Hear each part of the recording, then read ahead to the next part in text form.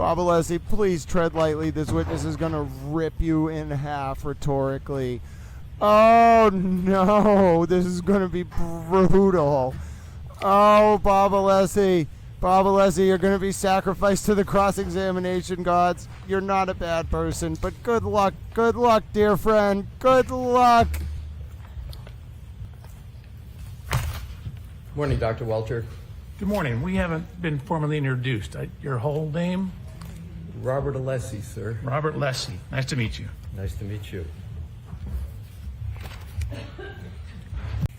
Exactly. So you've been on this for 2.5 years. So if it would take 9 months or 12 months, if you weren't getting paid, you would have been notified by that by now, correct? According to your own answer you just gave. I've not been on this case for 2.5 years. I'm sorry, sir. Let me go back to the question of payment. Hold on. You said I've been on this case for 2.5 years. I was retained in September 17th-ish of 2024. So that's, what, less than a year ago. Understood. I'm moving on to the next question because I want to move away from that discussion and just go right to the bill. You, as you sit here today, you don't believe it's possible for the vehicle to, under your scenario, to have gone up on the lawn. That's not possible. So your first question was reasonable, and I said no. Now you're asking possible. It, of course, is possible. Whether it's reasonable or not, I'd have to know the starting position. Right. If it's very close to the side, then it could be reasonable. If it's further towards the middle of the road because snow is building up on the side of the road, then it's probably not as reasonable. I would need more information to be able to determine whether it's reasonable or not. It's certainly possible. It's possible it could have shot off into space as an engineer, but not probable. Oh, you think it's possible that it could have been shot off into space, sir? As an engineer, it's a possibility. It's a possibility that Absolutely. this Lexus could have been shot off into space? Yeah. Highly, highly unlikely. But All again, right. You're asking an engineer about possibilities and probabilities. And you picked that location, but it's also possible that under your theory that a collision occurred, that that arm could have been impacted any part of the back of the vehicle. That's possible, isn't it? That's not probable, no. I'm asking, is it possible? Anything is possible. I don't deal in possibilities, I deal in probabilities. It's not probable. So, but you don't know exactly where the point of impact was. Correct? So within the range of the light and the exact angle of the hand, no, I don't. What I do know is at the rear tail light area. So your assumption is that it had, that because there's a tail light that is altered, it must have been by Mr. O'Keefe's arm. That's your conclusion, correct? My conclusion is there are taillight fragments, a broken glass, lacerations to his arm, and his DNA on the back of the vehicle in the area of the taillight. Sir, and Your Honor, I'm going to move to strike the DNA part of that answer for obvious reasons. I'm not going to strike it. Okay. So let me ask you this. Mm-hmm. Would you agree that you did a blue paint test with the vehicle going at 2 miles per hour? Did you Of course. do that? Okay. You didn't do a blue paint test with the vehicle going at 20 miles per hour, correct? That is correct. Okay. I was not going to hit myself with a Lexus at 20 miles an hour. To be clear, so it starts, it pulls forward, then it backs up, passes where it initially started, and goes 53 feet further back.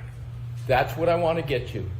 How many feet did you say on direct, and did you just say now that it went 87 feet in reverse? Correct. Okay. From its furthest point forward. Well, that's what I want to get to because I want to have this point clear. How many feet do you believe the Lexus went in reverse based upon your PowerPoint presentation? Not when it went forward and then came backwards. How many feet do you believe that vehicle went in reverse? Your question doesn't make any sense because when it went forward, then it went in reverse.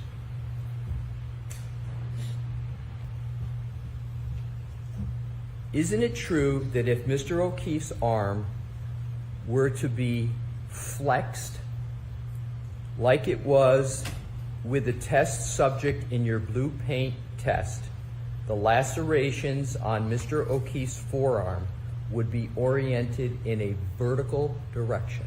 Absolutely not. If you pull up my slide 117, it'll show exactly that it is like perfectly horizontal.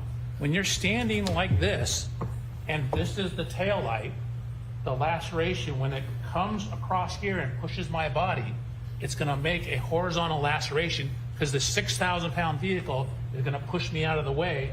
As this pushes me out of the way, it's going to drag and create a horizontal laceration across my arm. This is exactly what you'd expect. But don't you have to select among other choices this outstretching of the arm? You had to make that selection from among others, correct? So that was matching the physical evidence on his arm to the physical evidence on the car, and then running a test to see if dynamically those matched up. So it's, I didn't have it hit the exhaust pipe, for example, because there was no assertion it hit the exhaust pipe. There was no damage to the exhaust pipe. So it was based upon the evidence, and the testing was done to test, to use your vernacular, the hypothesis that that's where it came from. Sir, have I ever asked you anything about a tailpipe in any of my questions today? Yes. I have not. I've never asked. Yes, you have. You asked me about the totality of the rear of the Lexus, which includes the tailpipe. All right. I am not going to be asking any questions that involve the taillight in any fashion. So what I'd like to do is to go back to the question. So you're making assumptions. You're taking what you view to be certain data, and you're coming to a conclusion. But that is based upon circumstantial information, correct? Is that fair? Are you calling like pieces of the taillight at the scene around his body circumstantial information? Sir, let me go to the force and go back to the force analysis. Let's go back to the numbers. I want to stay on, if we can, just the calculation.